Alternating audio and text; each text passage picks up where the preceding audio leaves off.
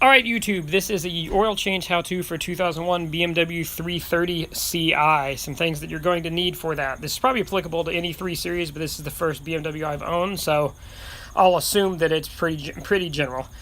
Things that you're going to want, the service manual. I always buy the Bentley manuals as soon as I buy any car, because I really believe they're probably the most thorough thing you can get. This is the hardback one. It wasn't real cheap. It's about $85 through Bavarian Autosport, but money well spent, and you see it covers anything from 99 through 2005, all of the models of the E46 Generation 3 Series. I'm referring to the instructions in that. Tools that you'll need a 36mm socket, which is a monster. That's for the top of the oil filter housing. To get the cartridge out, you need a 17mm socket for the oil drain plug. I have both a deep well and a shallow as well, because I'm not sure what I'm going to need yet. This is the first time I've done this. Obviously a wrench. I'm using a 1/2-inch drive because that fits the sockets that I have.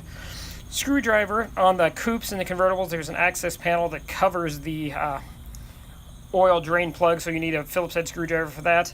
And oil filter. This car does take a cartridge filter as opposed to a complete filter, so you're going to need the filter cartridge. And through FCP Groton, it comes with the crush washer for the drain plug and also the seal for the filter housing itself. I don't know if that's the case through everybody, if that's part of the man filter, or if that's something that FCP just includes. That's where I got it from there. Actually from Bavarian Autosport, pardon me, not FCP. So let's go over and take a look and see what we need to do. We're going to start out with our 36mm and our socket wrench. The first step, according to the Bentley manual, is to remove and loosen the filter housing at the top. So that you're going to see is this guy right here, 36mm housing. It's got an arrow pointing the way that it needs to go, and it has the torque rating on it as well. So 36mm socket goes on. We make sure we're set for loosen, which we are now. And we're going to set the phone down for just a moment to crack that guy loose. Alright, and that came loose pretty easy. It's only 25 Newton meters of torque, so it's nothing real heavy by any means to get it torqued on there. So you can see at this point it's spinning pretty freely. You also see a little bit of oil down there near the gasket itself that seals the cover onto the housing. So what you do is you take that guy off from there. Be aware, I'm assuming there's probably going to be some oil that's going to want to come loose when you, or to spill a little bit when you loosen that. So I'm going to lift it just a little bit to look. But before I take it all the way out, yep, you can see there's some oil on the filter there and in the housing. I'm going to go get a plastic bag to put this guy into and get some paper towels to cover up the upper radiator hose that is right above it, because I don't want to drip any oil on that hose. So back in a moment. Alright folks, we are back. Notice there that put some paper towels over that top radiator hose so we don't drip any oil on that. I'm also going to stuff a plastic bag down in here so we can put the filter housing into that when we lift it out. That way we won't get oil all over everything and drip it all over the car. So let's get that guy up out of the way. Once again, this is my first time changing the oil on this car, so we'll see if it goes smoothly or not. So we lift the guy out. Notice there is a decent amount of oil on it, so we're going to get that guy transferred immediately into the plastic bag, and then we are going to set it off to the side now. There, that is out of the way. We can take a look at the filter housing itself. There you go. You can see it does have some oil in it. The oil doesn't look too terribly bad. According to the sticker from the dealer that I bought this car from, it wasn't due till 144 and change. It's got just under 142 right now. However, I didn't have the greatest experience ever with the dealer I bought the car from, so I'm a little bit suspicious of anything they say. And I always like to start out with just a good baseline on cars when I first buy them. So what we're going to do now is cover that guy up with paper towels, and then at that point we will be ready to get the car up off the ground to get underneath it. Alright YouTube, so the next thing to do is get the car off the ground. BMW has, in their infinite wisdom, these very handy little jack pads. You'll notice right on the underside on all 4 corners, which are your lift points. So it's taking our floor jack, setting it up underneath that guy, and going to get the guy started getting it up off the ground. Some people would say to jack from the front of the car, but I'm not real keen on putting that much pressure on the subframe. Plus, I'm going to put it up on ramps once I get in the air, which should be sufficient for our clearance. So get that up here in just one second. Alright folks, car is up in the air now on jack stands. I use these Rhino ramps, which are pretty cheap. You can get them just about anywhere. They work good enough though for this purpose. Ideally, I'd have it on jack stands, but my jack is currently occupied by my project car, so I'll just figure the ramps will give us sufficient clearance to do what we need to do for an oil change. E-brake is set, and the car is in reverse as well, so should prevent it from moving. So we're going to try to get under the car now to get a couple things loose we need. Also, this is the most recent garage edition I have, thanks to my other half. She's pretty amazing and hooked me up with this creeper, which makes life a whole lot easier, especially when you get to be my age and things are getting tough to get to. That being said, it's a little tight under here, so I'm not quite sure if the creeper's going to help that much, but we'll see.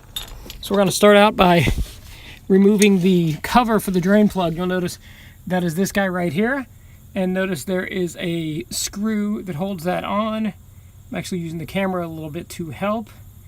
It looks like it can't quite get it to zoom in, folks. I apologize. Looks like it may actually be a Torx and not a Phillips head. It didn't actually clarify that in the Bentley manual. So we're going to set the phone down and we're going to double check. And nope, I was incorrect. That is a Phillips head screw on it. You just couldn't quite see it very well there due to the angle I was at. Notice there's these little hinges on the back of the cover plate and they slide up into a fitting there on the little under tray on the car. So we're going to set this guy out of the way and get to the 17mm drain plug next. Also get obviously the oil catch pan in underneath it as well. So one moment. Alright folks, the 17mm short will work fine. There's your drain plug right there. Plenty of access to get to it, so you don't need a deep well for this. So there's a 17mm short. Getting ready to pull that guy out and let all the oil drain, and then we will proceed on from there. Alright folks, the oil is just about drained out from under the car. You'll notice there's just a small little, may not even show up on the camera, a little bit of a drip every now and then. Otherwise the oil is drained out. So next thing we need to do is put the drain plug back in. Here's the drain plug itself. Word of advice here, be careful with who you let work on your cars. I don't know who did the maintenance on this car, the previous owner. I'm the third owner of it. I know 2 owners ago it was a BMW dealership. This owner, however, I don't know who did it, the one right before me, and there was no copper crush washer on this drain plug when it came off. So maybe just a little thing, but BMW calls for it, so I'd assume we should do it then. So gonna set that guy down, go to our oil filter, and once again in the box here you notice there is a copper crush washer, the little ring there. So we're gonna put that guy on the car. One moment. And here we go. Fits right over like so. Notice it sets where it should. And the next thing to do is put this back in the car. Then we're going to put the new filter cartridge in with the new gasket and refill the oil. So see if we can get the camera down here where you guys can see it underneath. Give me just a second. Okay, so here we are under the car. You'll notice it is still dripping just a little bit.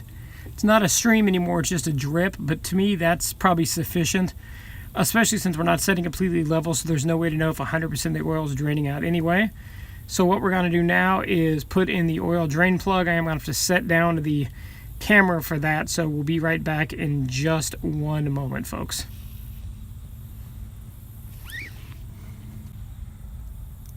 Okay, so our 17mm drain plug is in. I haven't tightened it all the way yet because I want to get this oil container out of the way. And then just take a rag and wipe off that excess little bit of oil. Then we'll tighten that guy down. I will go look at the specs on the manual. I believe it calls for 18 pound-feet. We're going to double check that real quick, so one moment. And it says the bolt goes to 18 pound-feet for the drain bolt, which is, you can see right here under tightening Torx. And then the oil filter housing cover also goes to 18 pound-feet as well. So we're going to go tighten that bolt down, and then we'll work on assembling the new filter cartridge in the housing cover. So one moment.